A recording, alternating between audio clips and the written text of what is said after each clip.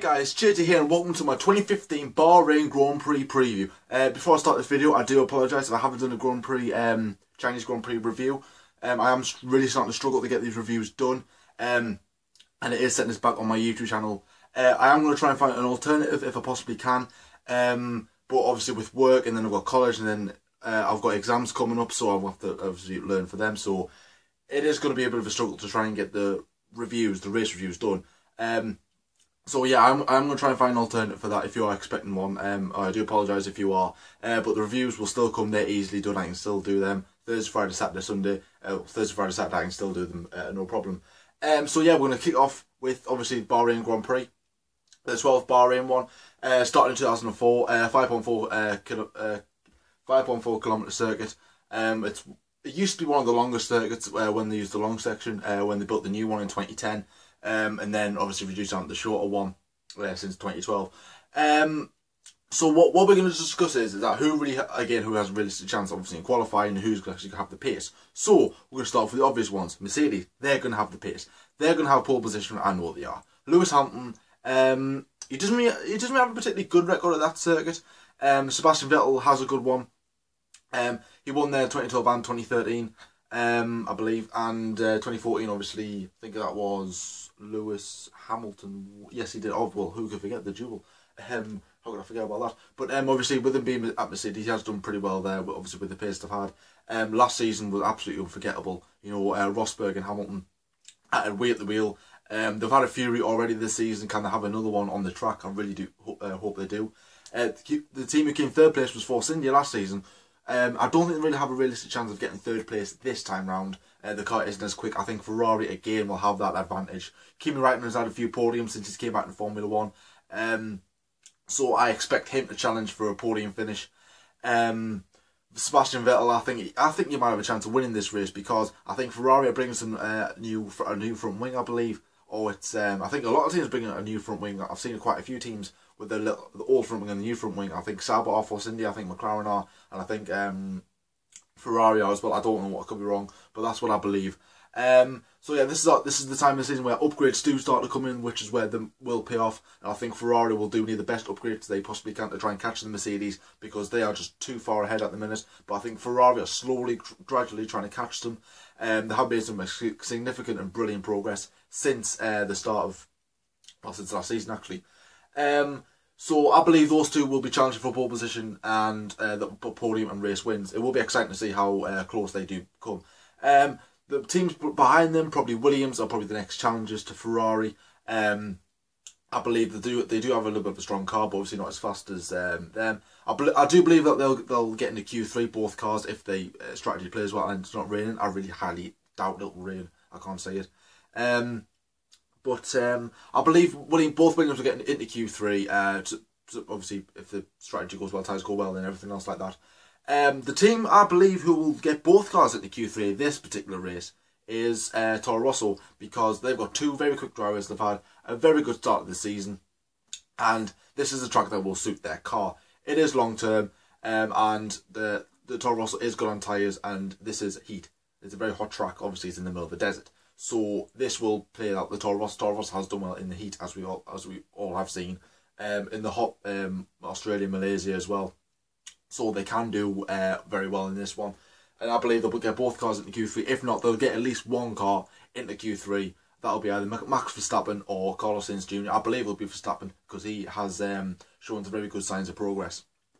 The teams who will not make it into Q3, and who probably will get kicked out into Q2 is both Force Indias. They don't have any pace. Both Lotuses, despite them having back-to-back podiums in 2012 and 2013, they haven't had a good 2014. 2015 hasn't. It's been okay, but you know, with Maldonado having 3 DNFs in a row, it hasn't really helped their cause. Roman Grosjean sort of carrying the team forward on his shoulders again. So that is a bit of a letdown for Lotus, who do have a very strong car this season, as we all know.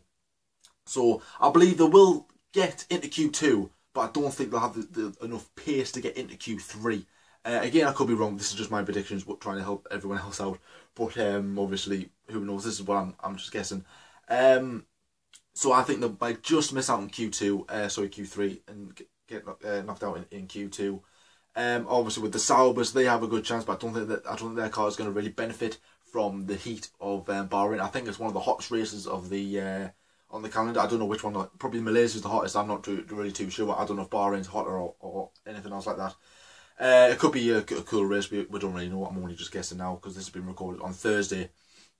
McLaren, I think they're bringing some minor upgrades. Obviously, next race in Spain, they bring brilliant and a lot of upgrades. So I hope McLaren do bring very good upgrades to the Spanish Grand Prix. And I believe that's where the season will kick off. I have been saying the first 5 races McLaren won't do well. Bahrain, they're not going to do well. Q1 is theirs.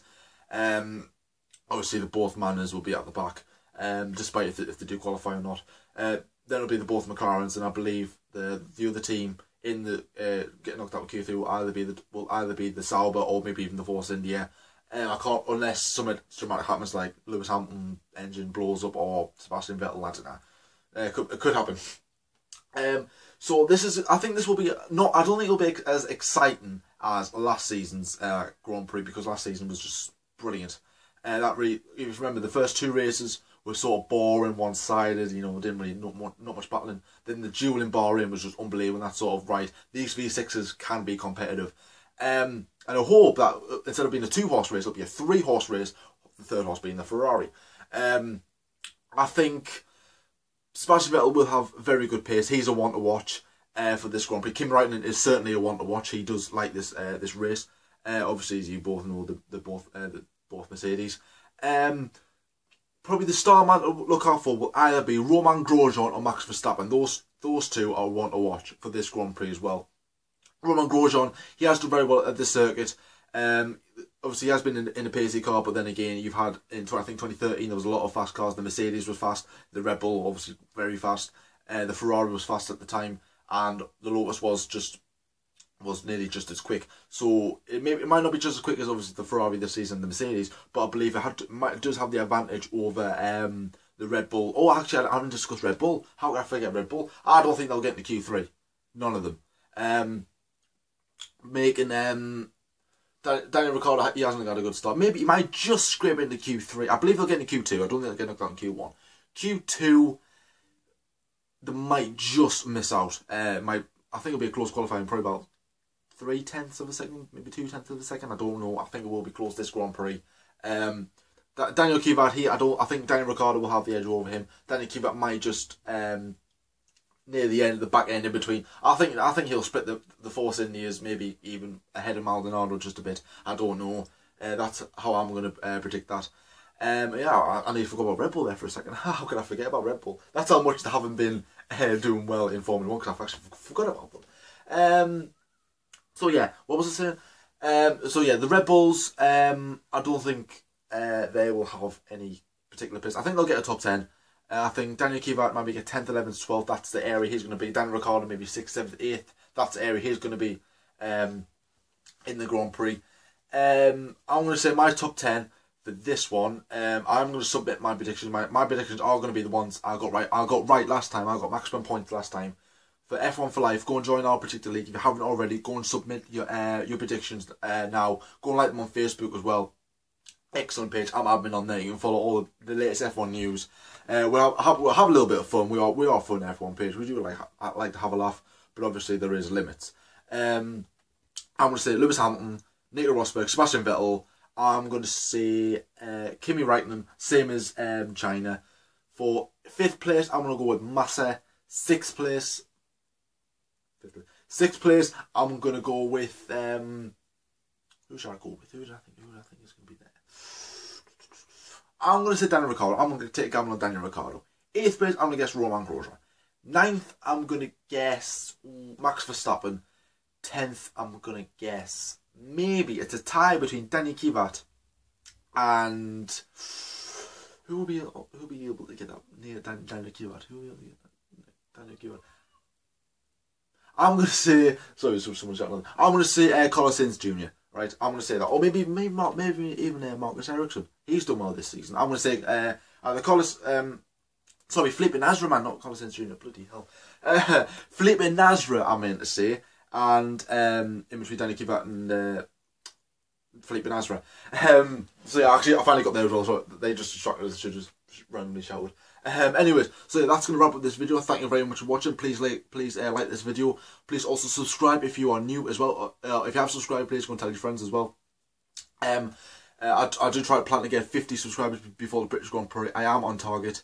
I'm really enjoying it, what I'm doing, and I hope I can bring out some more content videos. Maybe sometime in the future I might be able to bring out some gaming videos if I can get some equipment, maybe some Formula 1 games, or maybe some other games. I might set up my own gaming channel, I don't know. That's just a little suggestion now.